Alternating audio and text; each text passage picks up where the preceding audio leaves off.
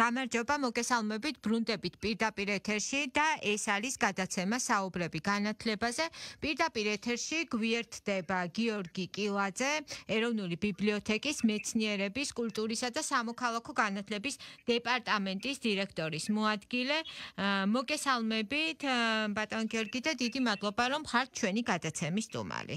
მოგესალმებით თქვენ ტელემაყურებლებს, ყველას გეხმარებათ მაგ და დიდი მადლობა, რომ ახლა ეთერში ვარ. ბატონ გიორგი, სასკოლო ლექსიკონები, ციფრული კოლექცია, სასკოლო ლიტერატურა.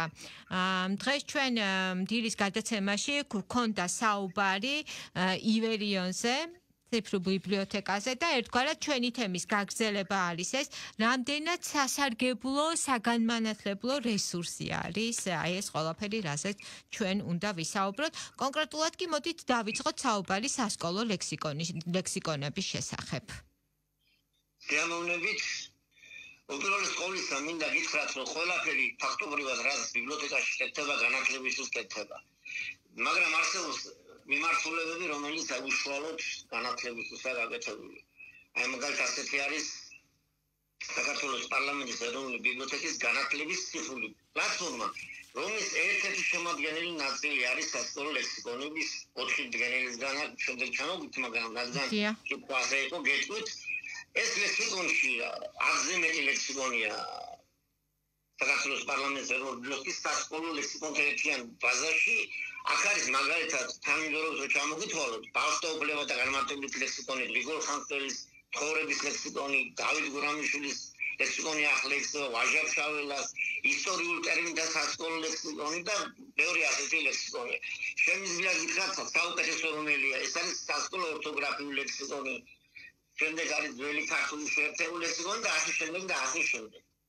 თავისთავად ეს ასეთი პროგრამები არის მოთხოვნა დროის, იმიტომ რომ არსებობს სისტემა, ამას ვაღიარებ თუ არა, რომელსაც ქვია სკოლა, ბიბლიოთეკა, ისევ სკოლა. სკოლებს აქვს მოთხოვნა, ბიბლიოთეკას აქვს რესურსი და ეს რესურსი გადამუშავების, დამუშავების შემდეგ პროდუქტია, რომელიც უნდა მოეხმაროს სკოლებმა და განსახება, რა თქმა უნდა, ციფრულ რესურსებსაც.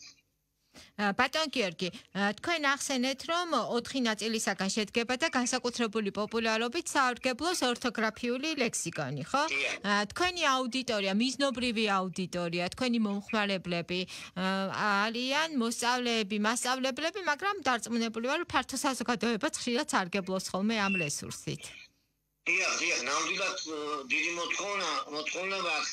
ამ ლექსიკონს განსაკუთრებით პანდემიის პერიოდში გქონდა, არ ვიცი, ასე ვიტყვი, ბომბამდე რო ეკნან ამ ლექსიკონს, იმიტომ რომ ეთყობა მასწავლებლები მაინც წერით იმაზე რომ გადასული მოსწავლეები და მასწავლებლები. ვერ გეტყვით, მაგრამ რომ გაიგარდა ეს ფაქტია. თუმცა სიმართლე გითხრათ, ყველაზე პოპულარული ამ 4 დღენელიდან სასკოლო ლიტერატურის ტექსტებია, სადაც განმარტებებია და იმიტომ რომ აი წარმოგიდგენიათ, თქვენ ახლა ვაკრიფოთ სასკოლო ლიტერატურიდან გუგლში რომელიმე ნაწარმოები, აქედან 7 ალბათ გამოვა აი ამ ლიტერატურიდან. აი 7-დან პირველ გვერდზე, 7-დან ალბათ კიდევ 7 გამოვა ალბათ არქეოლოგიაში და დანარჩენი ალბათ ტექნოლოგიაზეც ბევრი იქნება. ამაში დარწმუნებული ვარ. ქართული სასკოლო ლიტერატურა როგორ ივსებოდა და როგორ მდიდრდებოდა აი ეს ნაწილი, დიახ? ძალიან საინტერესოა. უპირველეს ყოვლისა გჭირდებოდა უფლების მოპოვება, ხო, განთავსები და ერთ გამოცემას არ ახსენებ. ეგრეში დაურეკე და ვთხოვე თუ შეიძლებოდა ეს ტექსტები თავისი განმარტებებით მოეცა.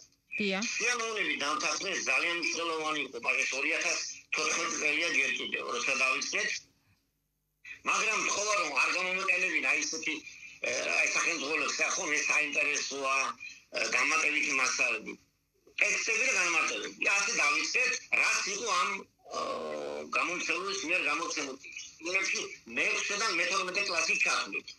ქვემოთ არ წავედით, იმიტომ რომ ზოგიერთი ნაწარმოებია, სადაც სიტყვებია, რომელიც ახლა ბავშვისთვის კლას არ არის განკუთვნილი და ამაზე ვფიქრობ, სიმართლე გითხრათ და ყველგან მივუთითებით, რომ ეს არის მე-6-დან მე-12 კლასის ჩათვლით. ასე გავაკეთეთ დაახლოებით 80% რაც ახლა ბაზარშია. დანარჩენი 20% არის რაც მოთხოვნა იყო. მაგალითად, არ არის სასკოლო ეროვნულ სასკოლო გეგმაში, ხო? მაგრამ მასწავლებელი ასწავლის. ყველაფერი შევიტანე რა შეგვიძლია. მოკლედ გაზეთს გამოცემის უფლება ჰქონდა.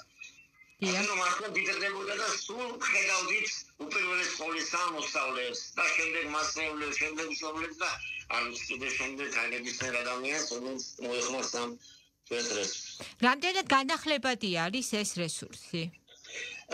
გეტყვით, განახლებადი არ არის ძალიან ხშირად, იმიტომ რომ არის რაღაც ტექსტები, რომელიც ფაქტობრივად არის, მაგრამ ერთი პირობა გვაქვს. რომ ამოიღონ ტექსტიდან მაგალითად განათლების სავალდებულო ტექსტები, ჩვენ არ ამოვიღებთ ამ ტექსტებს ჩვენი ბაზიდან, ასე რომ დარჩება ყველაფერი და თუ იქნება მოთხოვნა, რა თქმა უნდა, შევიტანთ. ანუ დამატების შემთხვევაში ეს ტექსტები შევა აი ამ ბაზაში. რა თქმა უნდა, ყველაფერს როდესაც გვეყვიან და გამოცემები განსაკუთრებულებას მოიპოვებთ, რა თქმა უნდა შევა.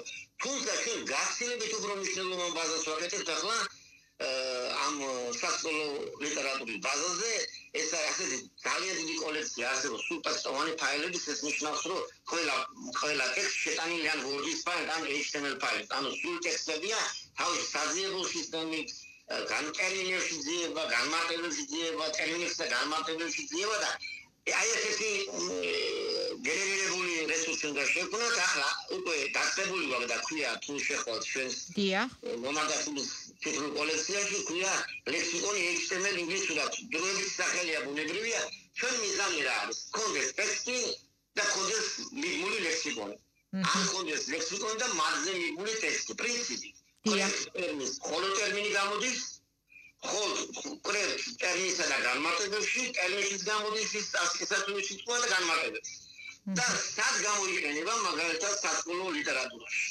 მაგალითად როდის დაიწერა მაგალითად სიტყვა რომელმან თორემ გამოიყენა პირველად თუ იქნებ შეხანიკის წამებაშია ან იქნებ რიგორ ხანსლერსიც და ეს კი რაღაც შეიძლება ამ პროგრამას ყოველ შემთხვევაში სურვილია გაიზრდა რა გამოგიდა ვნახოთ მოდით აქვე კიდევ ერთხელ შევახსენოთ ჩვენ მსმენელებს, ალბათ ვინც გვისმენენ, ისინი დაინტერესდებიან, სად შეიძლება აი ამ რესურსის შესახებ უფრო მეტი ინფორმაციის მოპოვება. თქვენ უნდა შებრძანდეთ საქართველოს ეროვნული ბიბლიოთეკის მთავარ გვერდზე და იქიდან უკვე შეძლებენ, ხო? აი ამ დია. იქ როგორც შეხვალთ ეროვნული ბიბლიოთეკის მთავარ გვერდზე ატელია განათლების პლატფორმა პირველი ლეკონის მეპოლშია მეოთხე სვეტია ეს და იქ დააჭერდა ყველა ეს გამო მაგრამ მეს გეტყვი რომ მაგრიფოთ გუგლში მაგალითად სასკოლო ლიტერატურა ეს ამოვა განათლების ციფრული პლატფორმა რომ დაწეროთ მაინც ეს ამოვა განათლების პლატფორმაც ეს ამოვა აი ეს პოპულარულია რომ ამოდის ეს პირდაპირ ასე რომ შეგვიძლია გუგლიდან შევიდეთ ეს არ არის პრობლემა კიდევ ერთი სამოქალაქო ჩვენ საუბრობდით ხო სასკოლო ლექსიკონებზე ვისაუბრეთ სამოქალაქო განათლების ლექსიკონით ხო ამაზეც მუშაობს სპეციალისტებთა ჯგუფი იმიტომ რომ ესე მარტივი არ არის ხო მხოლოდ მონაცემთა შეტანაზე არ გვაქვს ჩვენ აქ საუბარი გვაქვს ინფორმაციის დამუშავებაზე მოპოვებაზე შესაბამისი ფორმის მიცემაზე და მხოლოდ ამის შემდეგ ხდება განთავსება რა თქმა უნდა იმიტომ რომ მიუხედავად იმისა ძალიან ბევრ კორექტურას ვაკეთებ ძალიან ბევრ მუშაობ არის შეცდომები და ერთი რა უნდა თქვა მათ აუცილებლად ძალიან დიდი მადლობა ყველა მომხმარებელს ბავშვად, დისად, პატარასად, მასწავლებელსაც და რა ვიცი როდესაც არა აგრესია კი არა დაჩვენა იმის პირიქით აი გვეუბნებიან რა კარგამეს მაგეთო მაგრამ ეგებს შეასრულოთ და რაღაცო დაშენე სამოქალაქო განათლება ერთ-ერთი ძირითადი მიმართულება პირადად იმიტომ ამას ამ ერთ-ერთი მიმართულება რომელსაც სასწავლო შეიძლება კარგად უხელმძღვანელო ძალიან მინდა რომ გავაკეთოთ და ეს სამოქალაქო განათლება ცალკე ბლოკია უფრო დიდ ლექსიკონთა ბაზაში რომელიც ნამდვილად სოფლიო ჩემპიონი ამას ალალოდ გეუბნებით რომ შეხვდეთ ლექსიკონები ჩვენთან ნახავთ არ ვიცი მეგონი 50-ზე მეტი ლექსიკონია და ერთ-ერთი ბლოკი არის სამოქალაქო განათლების დია მიმართულება. ეს არის ენციკლოპედიური ლექსიკონი, სამოქალაქო განათლების ლექსიკონი, საქართველოს საკანონმდებლო ტერმინთა ლექსიკონი და ასე შემდეგ. და კიდევ გაიმართება აუცილებლად. მაგრამ თალკეთ გინდა, ისე როგორი სიტყვები, რომელსაც მოსწავლეები იყენებენ განათლებაში, რომელიც საჭიროა. მაგალითად დღეს ყველაზე მნიშვნელოვანი მართლა ეს მედიაციის გინეება. დიახ, ამ მიმართულებითაც ხდება შევსება, ხო? მაგნეტიკოს დამოუკიდებლად საერთოდ. წარმოგიდგენთ, ერთი ფაილი იყოს, სადაც არის დაახლოებით 300 ტერმინი და დავიწყებთ არა მედიაცინიერებით, არამედ იგი რას ნიშნავს, უცასკოლოა. მე რას ნიშნავს ციგნიერება, მე მედიაცინიერება, სამოქალაქო განათლების განმარტება, სამოქალაქო საზოგადოების განმარტება და ასე შემდეგ, სადაც 50% შემდეგ ჩვენ აი ამ სულს დავუწყობთ მოსწავლეებს, როცა გვეჭვია რომ ეს გვინდა უკუღის წყაროს და მე ამ წყაროს ანუ ინფორმაცია ბატონ გიორგი კიდევ ერთხელ რომ გვითხრათ და დაგვისუსტოთ მოთხოვნის შესაბამისად და საჭიროების შესაბამისად ხდება ინფორმაციის განახლება, ხო? გარდა იმისა, რომ თქვენ გაქვთ გეგმა, რომლის მიხედვითაც მიდიხართ, ასევე საჭიროების მიხედვითაც ნახდება ეს ბაზა. ციფრული კოლექცია მამარდაშვილის, ხო? განათლების ციფრული პლატფორმის ნაწილი. მოდით ამის შესახებ დაიდგინათ ეს პლატფორმა ნამდვილად.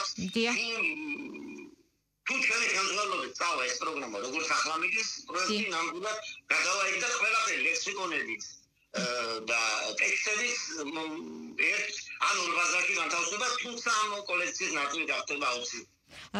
უკავშირზე ვისაუბროთ, მოდით, როდესაც ჩვენ საუბრობთ, ჩვენ ვისაუბრეთ, რომ ეს არის უკვე და მომავალში იქნება მნიშვნელოვანი და დამხმარე რესურსი სასკოლო საზოგადოებისათვის.